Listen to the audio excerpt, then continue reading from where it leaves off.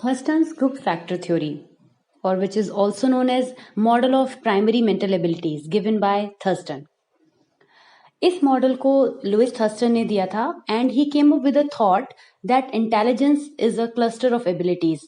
Intelligence बहुत सारे factors से मिलकर बना है और वो सारे जो फैक्टर्स हैं वो एक ग्रुप में कंबाइन हो जाते हैं. इसीलिए इन्होंने इस थ्योरी को ग्रुप फैक्टर थ्योरी का नाम दिया. जो ये फैक्टर्स हैं इन्हें एक सर्टेन नंबर में डिफाइन किया. That is he said that there are total 7 primary mental abilities. बाद में उन्होंने उनको इंक्रीज किया, 2 और उसमें जोड़े जिससे वो टोटल 9 हो गए. But initially he gave 7 primary mental abilities. उन्होंने अपनी थ्योरी में ये चीज क्लियर की कि जो मेंटल ऑपरेशंस होते हैं या जिन्हें हम प्राइमरी मेंटल एबिलिटीज कहते हैं, they form a group, they constitute a group. और हर एक ग्रुप में जो एक मेंटल एबिलिटी होती है वो लीड करती है. यानी कि आप इसको इस तरह से समझ सकते हैं कि जो टोटल 7 मेंटल एबिलिटीज होती हैं उनके अंदर भी छोटी छोटी एबिलिटीज ली जाती हैं और कोई एक एबिलिटी जो होती है वो उन सबको लीड करती है. इस तरह से each of them has its own primary factor.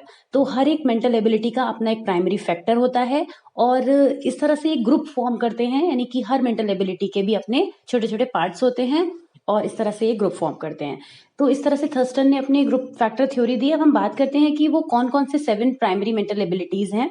सबसे पहले आता है वर्बल कॉम्प्रिहेंशन फैक्टर. अभी एक एक करके हम इनको एक्सप्लेन भी करेंगे. फिलहाल हम इनको लिस्ट वाइज देख लेते हैं कि verbal comprehension factor is the first one, then verbal fluency factor, numerical factor, perceptual speed factor, inductive reasoning factor, spatial visualisation factor, memory factor. ये है टोटल 7 प्राइमरी मेंटल एबिलिटीज. अब जो 2 इन्होंने और ऐड किए बाद में अपने ही जो मॉडल में इन्होंने अमेंडमेंट किए उसमें इन्होंने ऐड किए deductive reasoning and problem solving ability factor.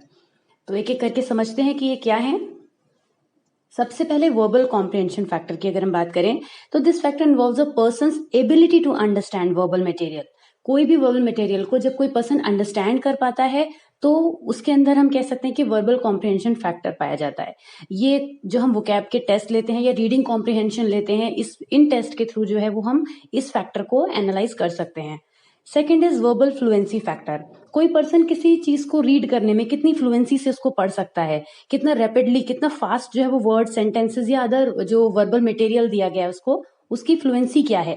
इस फैक्टर को हम जब एनालाइज करने की कोशिश करते हैं तो वो इस कैटेगरी में आता है. कई बार हम इस तरह से टेस्ट लेते हैं जिसमें हम कोई एक लेटर किसी पर्सन को देते हैं और उसको उसी लेटर से बहुत सारे वर्ड्स को फॉर्म करना होता है.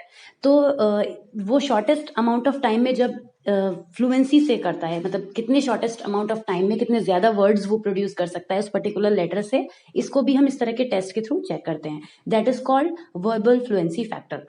If we come to numerical factor, this ability is involved in rapid arithmetic computation. कोई स्टूडेंट, कोई बच्चा या कोई भी पर्सन जितने ज्यादा फास्ट वे में कैलकुलेशन कर लेता है, सिंपल से सिंपल वे में उसको ले जाता है अर्थमेटिक प्रॉब्लम को, वर्ड प्रॉब्लम्स को, तो वहां पर हम उसकी न्यूमेरिकल एबिलिटी को चेक करते हैं.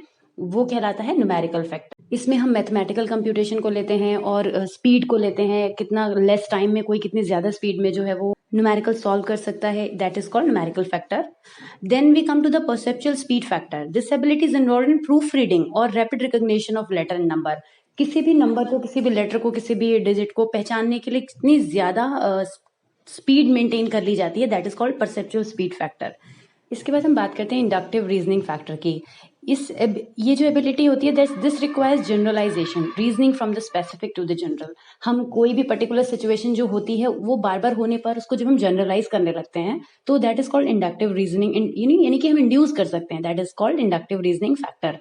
ये कई सारे टेस्ट होते हैं, जैसे लेटर सीरीज हो गया, नंबर सीरीज हो गया, वर्ड क्लासिफिकेशन, जिसके टेस्ट की हेल्प से हम इंडक्टिव रीजनिंग फैक्टर को भी एनालाइज कर सकते हैं. इसके बाद अगर हम बात करें स्पेशल विजुअलाइजेशन फैक्टर की, तो इसमें वो सारे क्वेश्चंस आते हैं, वो सारी प्रॉब्लम्स आती हैं जहां पर हम शेप्स को आइडेंटिफाई करते हैं. आपने कई बार इस तरह के पजल्स या क्वेश्चन सॉल्व किए होंगे जिसमें कुछ पर्टिकुलर हमें शेप्स दी जाती हैं. फॉर एग्जाम्पल 4 शेप्स दी जाती हैं और उसमें हमें कोई एक आइडेंटिफाई करनी होती है जो रॉन्ग होती है. यानी कि ये पहली शेप जो होती है जिसमें उसके जस्ट बाद आने वाली शेप कुछ किसी न किसी पैटर्न को फॉलो कर रही होती है, या तो वो क्लॉकवाइज होती है या वो एंटी क्लॉकवाइज होती है. देन नेक्स्ट उसके भी एंटी क्लॉकवाइज होती है या क्लॉकवाइज होती है, अकॉर्डिंगली जो भी हमें क्वेश्चन में पूछा गया है. देन दिस वे, जो ये सीरीज पैटर्न फॉर्म में जो क्वेश्चंस होते हैं जहां पर हमें शेप्स को अंडरस्टैंड करना होता है, that either they are in the correct way और नॉट, इस तरह के जो क्वेश्चंस होते हैं वो स्पेशल विजुअलाइजेशन फैक्टर को आइडेंटिफाई करते हैं. तो ये भी जो है एक फैक्टर लिया गया है. इसके बाद आता है memory factor. It means the ability to recall and associate previously learned items effectively or memorize quickly. Memory factor is the most important factor because intelligence में जो है वो memory का बहुत बड़ा रोल होता है. आप कोई चीज रिमेंबर कर पाएंगे तभी आप उसको टाइम आने पर जहां पर उसकी रिक्वायरमेंट है वहां यूज कर पाएंगे. तो मेमोरी फैक्टर जो है इंटेलिजेंस का ही एक फैक्टर है जो इन्होंने अपनी थ्योरी में दिया था, which was as the 7th factor of given in the theory.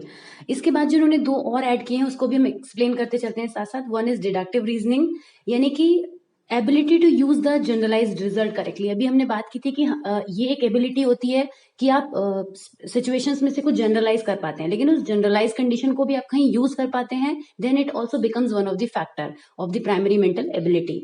इसके बाद प्रॉब्लम सॉल्विंग एबिलिटी फैक्टर, किसी भी प्रॉब्लम को इंडिपेंडेंटली सॉल्व कर पाना और उसको सिचुएशन के साथ एडजस्ट कर पाना, that is called problem solving ability factor.